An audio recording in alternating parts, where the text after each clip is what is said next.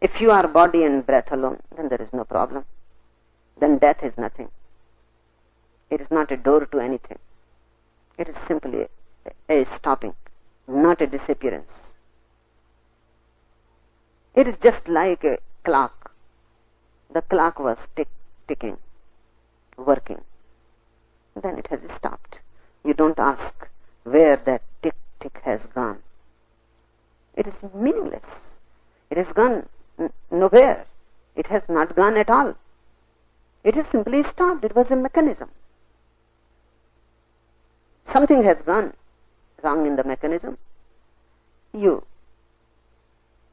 can repair the mechanism. It will tick again. Is death just like a stopping clock? A clock is stopping just like that? Then it is not a mystery. It is nothing really. But how life can disappear so easily? Life is not mechanical. Life is awareness. The clock is not aware. You listen the tick. The clock has never listened it. But your own heartbeat you can listen. Who is this listener? If only the heartbeat is life, then who is this listener? If breath is the only life, you can be aware of your breath. That's why all Eastern techniques of meditation use breath awareness as a subtle technique. Because if you become aware of the breathing, then who is this awareness? It must be something beyond than breath, because you can look at it. The looker cannot be the object. You can witness it.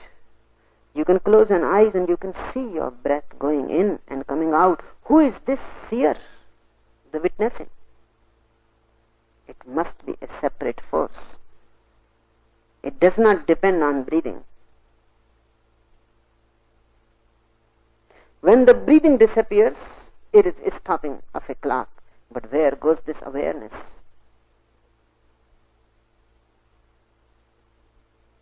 Where this awareness moves into. Death is a door. It is not a stopping. Awareness moves, body remains on the door, just as you have come and left your shoes on the door. The body is left outside the temple, and your awareness enters the temple. It is the most subtle phenomena. Life is nothing before it. Basically, life is just a preparation to die. And only those who are wise, who learn in their life how to die. If you don't know how to die, you have missed the whole meaning of life. It is a preparation. It is a training. It is a discipline. Life is not the end. It is just a discipline to learn the art how to die. But you are afraid. You are scared. The very word death and you start trembling.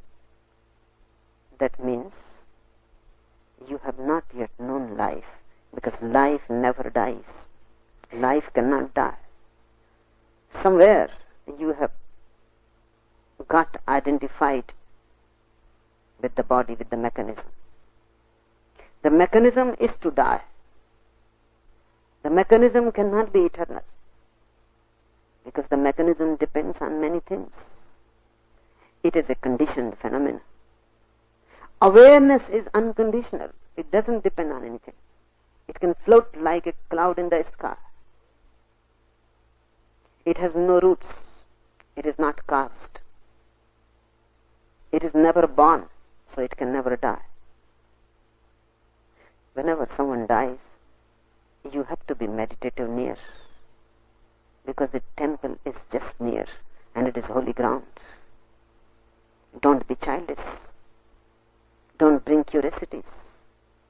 Be silent so you can watch and see something very, very meaningful is happening. Don't miss the moment. And when death is there, why ask about it?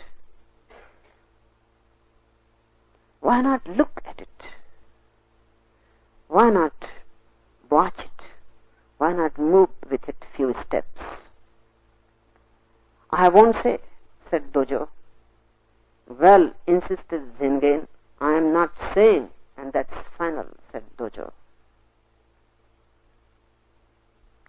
On their way back to the temple, the furious Zengen turned on Dojo and threatened, by God, if you don't answer my question, why, I will beat you. This is possible in Zen, that even a disciple can beat the master. Because Zen is very true to life and very authentic. A Zen master does not create the phenomena around him that I am holier than you. He does not say that I am so superior. How one who has achieved can say that I am superior and you are inferior? The disciple can think that he is superior, but the master cannot claim any superiority, because superiority is only claimed by inferiority. Superiority is only claimed by the ego, which is impotent, inferior. Strength is claimed only by weakness. When you are uncertain, you claim certainty. When you are ill, you claim health. When you don't know, you claim knowledge. Your claims are simply to hide the truth. A master claims nothing. He cannot say, I am superior. It is foolish. How a wise man can say, I am superior? So a Zen master even allows this, that a disciple can hit him, and he can enjoy the whole thing. Nobody else in the world has done that way. That's why Zen masters are rare. You cannot find rarer flowers than them. He is so superior really that he allows you even to hit him. His superiority is not challenged by it. You cannot challenge him in any way, and you cannot bring him down in any way. He is no more there. He is an empty house. And he knows that a disciple can only be foolish. Nothing else is expected. Because a disciple is ignorant. Compassion is needed. And in ignorance, a disciple is bound to go on doing things which are not proper. Because how an improper person can do proper things? And if you force proper things on an improper person, he will be crippled. His freedom will be cut. And a master is to help you to be free. So it is allowed. In fact, it is not irreverence. In fact, the disciple also loves the master so much, so intimately, that he can come so close. Even hitting a person is a sort of intimacy. You cannot hit anybody. And sometimes it happens that even a child hits his father, or a child slaps the mother. No antagonism is meant. Just the child accepts the mother so deeply and so intimately that he doesn't feel that anything is improper. And the child knows he will be forgiven. So there is no fear. A master forgives infinitely, unconditionally. The disciple was very angry because he asked a very meaningful question. It looked meaningful to him. And he couldn't conceive why Dojo should behave so obstinately and say no. And not only that, he said, this is final, and I am not going to say anything more further. When you ask a question, you ask because of your ego. And when the answer is not given, The ego feels hurt. The disciple was hurt. The ego was disturbed. He couldn't believe, and this must have happened before many people. They were not alone. There were many others. There must have been. When someone is dead, many people must have gathered there. And before those people, the master said, no, and this is final. I am not going to say anything. They all must have thought this, that disciple is just a fool, asking irrelevant questions. He must have felt angry. He must have felt boiling. When he found the master alone coming back to the monastery, he said, by God, if you don't answer my question, why? I will beat you. All right, said Dozo, beat away. You be finished with it. If you are angry, then be finished with it. A master is always ready to bring all that is in you out, even your negativity. Even if you are going to hit him, he will allow you. Who knows? In hitting the master, you may become aware of your negatives. You may become aware of your illness, your disease, your madness. In hitting the master, it may become a sudden enlightenment. Who knows? And the master is to help you in every way. So said Dojo, all right, go ahead, beat away. A man of his word. Zengen slept his master a good one.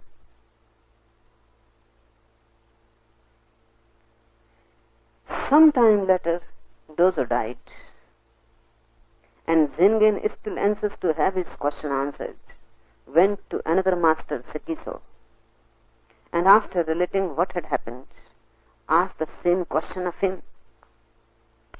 Sekiso, as if conspiring with the dead Dojo, would not answer. All masters are always in a secret conspiracy. If they are at all masters, they are always together. Even if they contradict each other, they belong to the same conspiracy. Even sometimes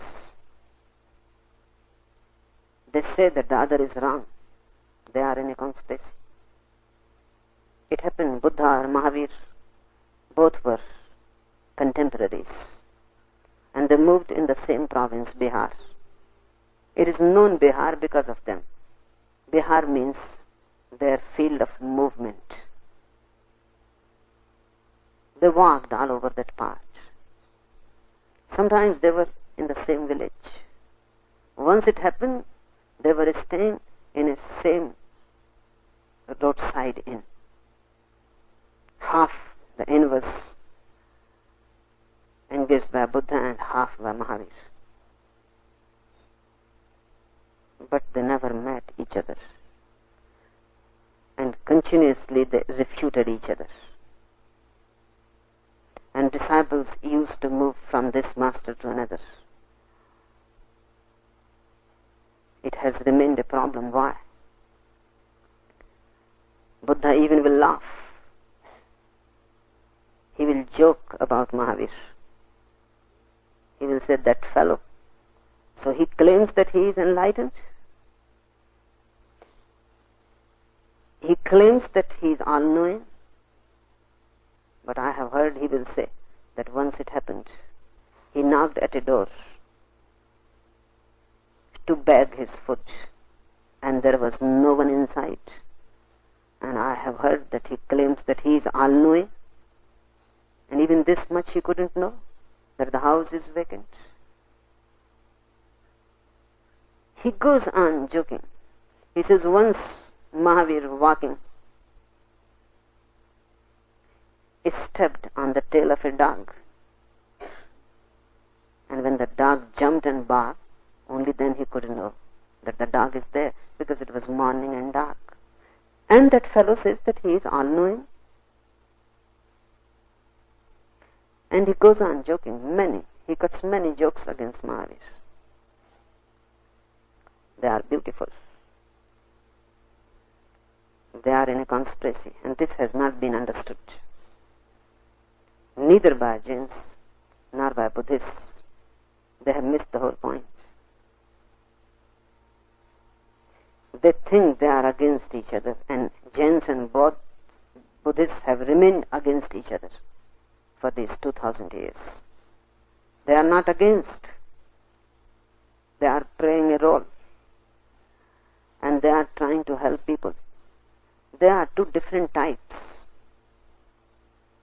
Somebody can be helped by Mahavir and somebody can be helped by Buddha. And the person who can be helped by Buddha cannot be helped by Mahavir. That person has to be taken away from Mahavir. And the person who can be helped by Mahavir cannot be helped by Buddha. That person has to be taken away from Buddha. That's why they talk against each other. It is a conspiracy. But everybody should be helped, and there are two different types, absolutely different types. How can they be against each other? Nobody ever enlightened is against any other enlightened person, cannot be. He may talk so, because he knows the other will understand. Mahavir is never reported to have said anything about Buddha's jokes that he was saying here and there. He kept completely silent. That was his way. By being completely silent, not even refuting, he was leave that fool to himself. By being completely silent, not saying anything, because every day reports will come, people will come and they will say he has said this, and he will not even talk about it. And that's how it fits, because he was very old, 30 years older than Buddha, and it was not good for him to come down and fight with a young man. This is how young fools are.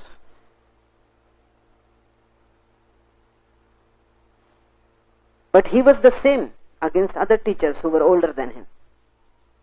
He was talking about them, talking against them, arguing against them. They are in a conspiracy. They have to be. Because you cannot understand. They have to divide paths. Because you cannot understand that life exists through opposites. They have to choose opposites. They have to stick to one thing. And then they have to say for you, remember, that all others are wrong. Because if they say everybody is right, you will be more confused. You are already enough confused. If they say, yes, I am also right, Mahavir is also right, Buddha is also right, everybody is right, you will immediately leave them. You will think this man can't help. Because we are already confused, we don't know what is right and what is wrong. And we had come to this man to know exactly what is right and what is wrong. So they stick to something and they say this is right and everything else is wrong, knowing all the way that there are millions of ways to reach the way, knowing all along that there are millions of paths which reach to the final path. But if they say that millions of paths reach, you will be simply confused. This disciple, Zingen, was in a trouble because his master Dozo died. He never expected that this is going to be so soon. Disciples always feel in much difficulty when masters die. When masters are there, they fool around and waste time. When masters are dead, then they are in a real difficulty and fix what to do. The question remained, the problem remained, the puzzle was as it was before. The disciple has not yet come to know what death is, and this Dozo is dead. He went to another master, Sekiso, and after relating the whole thing, what has happened, asked the same question of him. Shikoso, as if conspiring with the dead dojo, would not answer. By God, cried Zengen, you too? I am not saying, said Shikiso, and that is final. They are doing something, they are creating a situation. They are saying, be silent before death. Don't ask the question, because when you ask, you come to the surface. You become superficial. These questions are not questions to be asked. These questions are to be penetrated, lived, meditated. You have to move into them. If you want to know death, die. That's the only way to know. If you want to know life, live. You are alive but not living. And you will die. And you will not die. Because everything is lukewarm in you. You live, not exactly, just drag. Somehow you pull yourself. Live as intensely as possible. Burn from both the ends your candle of life.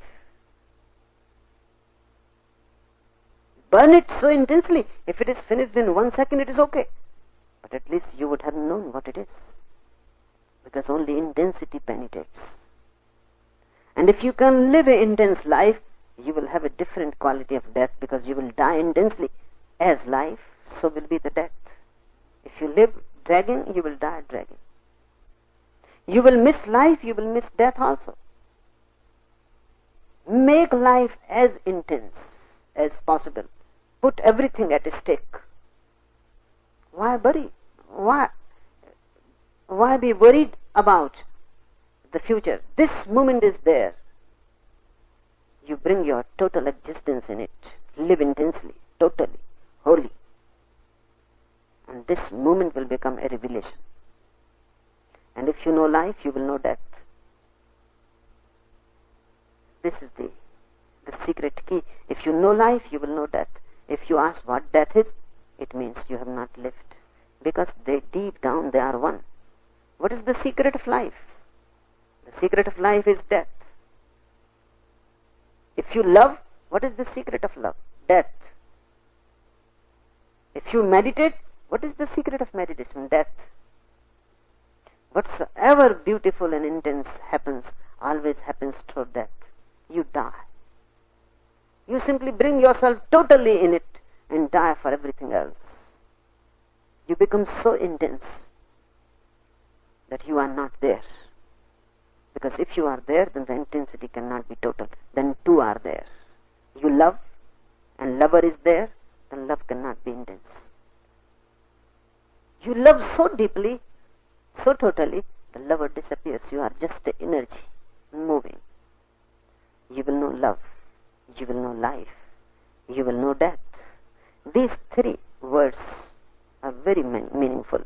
Love, life and death. Their secret is the same. And if you understand them, there is no need to meditate. Because you don't understand them, that's why meditation is needed. Meditation is just a spare wheel. If you love really, it becomes meditation. You don't love, then you will have to meditate. If you live really, it becomes meditation. If you don't live, then you will have to meditate. Then something else will have to be added. But this is the problem. If you cannot love deeply, how you can meditate deeply? If you cannot live deeply, how can you meditate deeply? Because the problem is neither love nor meditation nor death. The problem is how to move to the depth. Deepness is the question. In anything, move deeply. And on the periphery will be life, in the center will be death. Even if you watch a flower, totally, forgetting everything. In watching the flower, you will die in the flower. You will have a merger, a melting. Suddenly you will feel you are not. Only the flower is. Live each moment as if this is the last moment. And nobody knows, it may be the last.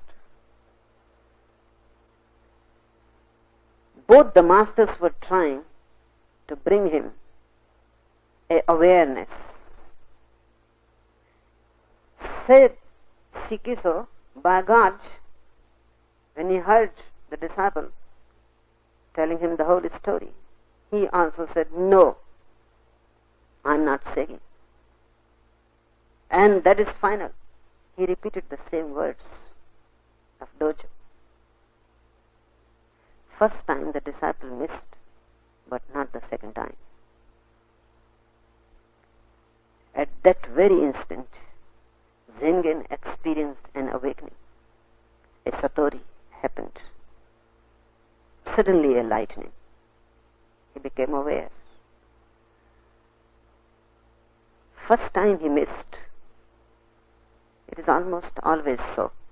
First time you will miss. Because you don't know what is happening. First time, your old habits of mind will not allow you to see. That's why the second master, Sikoso, simply repeated the word of Dogo. Simply repeated. He has not changed even a single word. The very line, I am not saying, he said, and that's final. He again created the same situation. And it was easy to fight with the dozo. It is not easy to fight with Sikoso. He was not Zengen's master. It was easy to hit dojo. It will not be possible to hit Sikoso. It is enough that he answers. It is his compassion. He is not bound to answer. An intimacy was there between dojo and this disciple.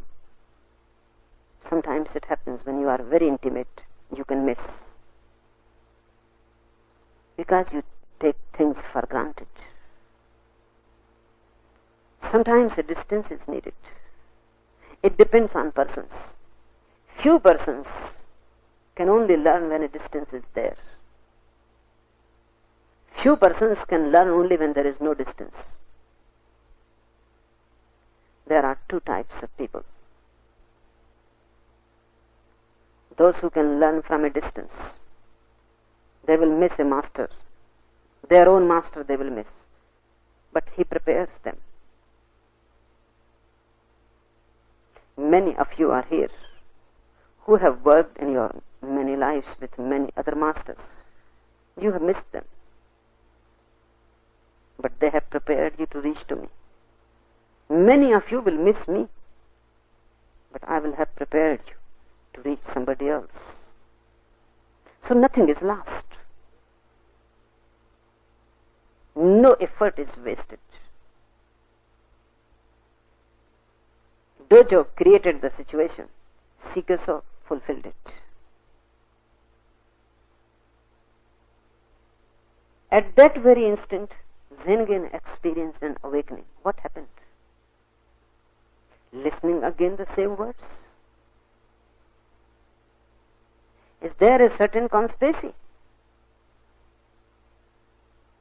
Why the same words again? Suddenly he became aware that my question is absurd. I am asking something which cannot be answered. It is not the master who is denying the answer. It is my very question, the nature of it. A silence is needed before death, before life, before love. If you love a person, you sit silently with the person. You would not like to chatter. You would like just to hold the hand and live and be silent in that moment. If you chatter, that means you are avoiding the person. love is not really there. If you love life, chattering will drop, because every moment is so filled with life, there is no way, no space to chatter. Each moment life is so vitally flooding you. Where is the time to gossip and chatter? Each moment you live totally and mind becomes silent. Eat and eat so totally because life is entering you through food. Mind becomes silent. Drink and drink totally. Life is entering through water. It will quench your thirst. Move with it as it touches your thirst, as the thirst disappears. Be silent and watch. How can you chatter when you are drinking a cup of tea? Warm life is flowing within you. Be filled with it. You will be respectful. Hence in Japan, tea ceremonies exist. And every house worth calling a house has a tea room, just like a temple. Very ordinary thing, tea. And they have raised it to a very holy status. When they enter the tea room, they enter in complete silence, as if it is a temple. They sit silently in the tea room. And then the kettle starts singing, and everybody listens silently. As you are listening to me, the same silence. And the kettle goes on singing millions of sounds, Omkar, the very mantra of life, and they listen silently. And then the tea is poured. They touch their cups and saucers. They feel grateful that this moment is again given to them. Who knows, it will come again or not. Then they smell the tea, the aroma, and they are filled with gratitude. Then they start sipping, and the taste, and the warmth, and the flow, and the merging of their own energy with the energy of the tea. It becomes a meditation. Everything can become a meditation if you live it totally and intensely. And then your life becomes whole. Suddenly, listening to the same words again,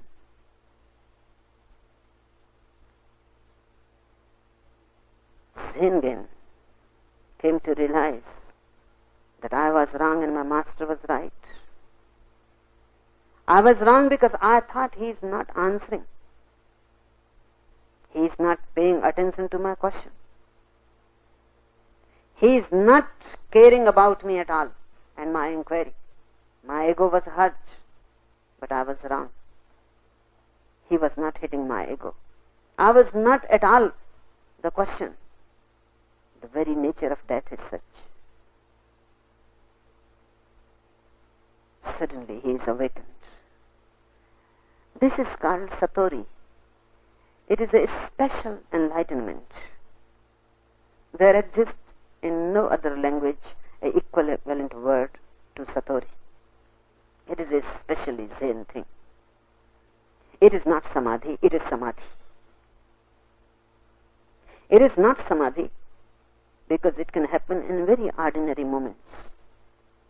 Drinking tea, taking a walk, looking at a flower, listening to the frog jumping in the pond.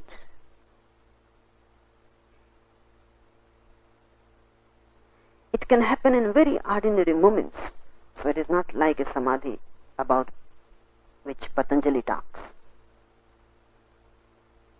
Patanjali will be simply surprised that a frog jumps into the pond and the sound of it, and somebody becomes enlightened. Patanjali will not be able to believe it, that a dry leaf drops from the tree. Jig-jag. Moves on the wind a little, then falls to the ground and goes fast asleep, and somebody sitting under the tree attained enlightenment. No, Patanjali will not be able to believe it. Impossible. Because he will say Samadhi is something exceptional. Samadhi is after much effort, millions of life, and then it happens in a particular posture, Siddhasana. It happens in a particular state of body and mind. Satori is Samadhi and yet not Samadhi. It is a glimpse. And a glimpse in the very ordinary of the extraordinary. Samadhi happening in ordinary moments and a sudden thing. It is not gradual. You don't move in degrees. It is just like water coming to a boiling point, 100 degrees, and the jump, and the water becomes vapor and merges into the sky, and you cannot trace where it has gone. Up to 99 degrees it is boiling and boiling and boiling, but not evaporating. From the 99 degree it can fall back. It was only hot,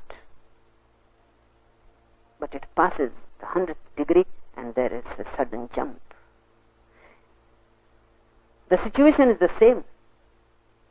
With Dojo, Zengen became hot,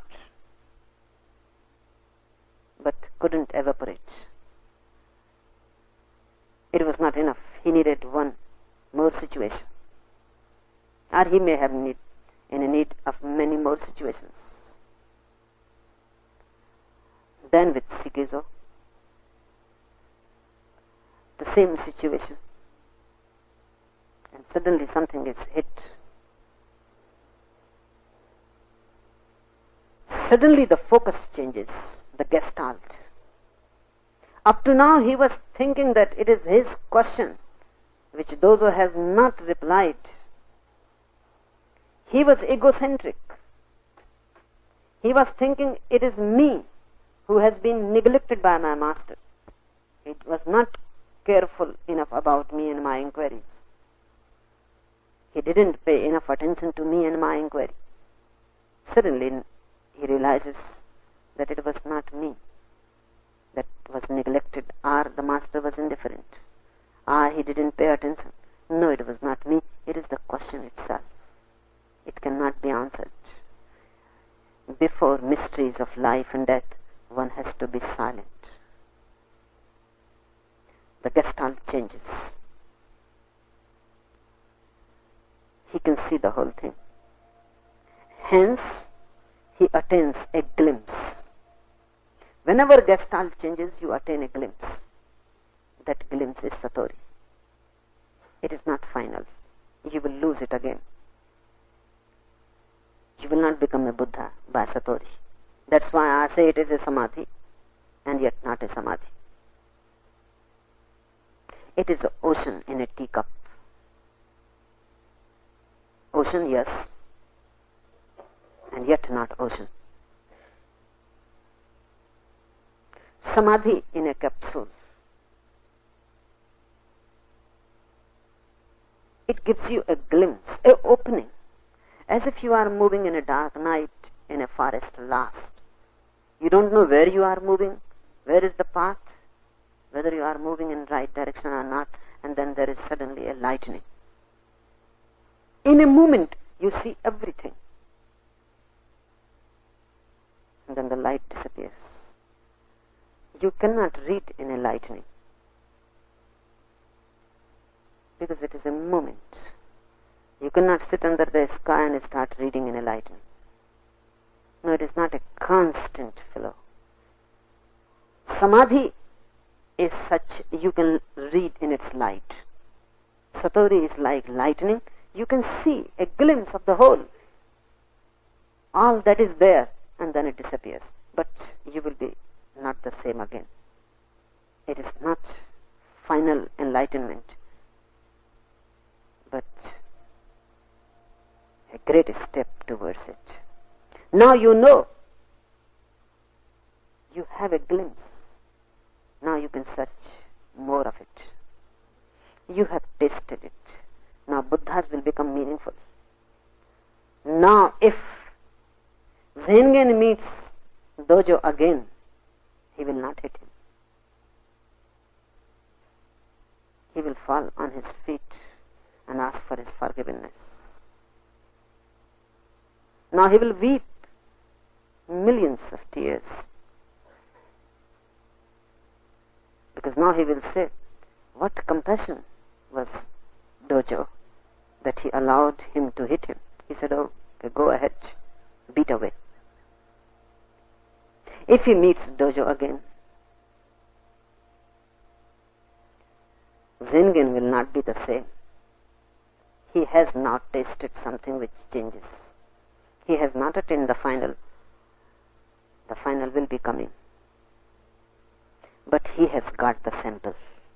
Satori is the sample of Patanjali Samadhi. And it is beautiful that the sample is possible. Because unless you taste it, how can you move towards it? Unless you smell it a little, how can you be attracted and pulled towards it? The glimpse will become a magnetic force.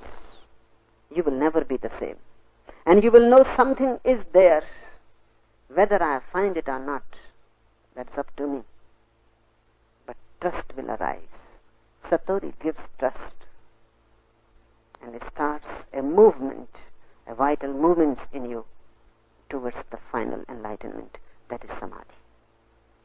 Enough for today.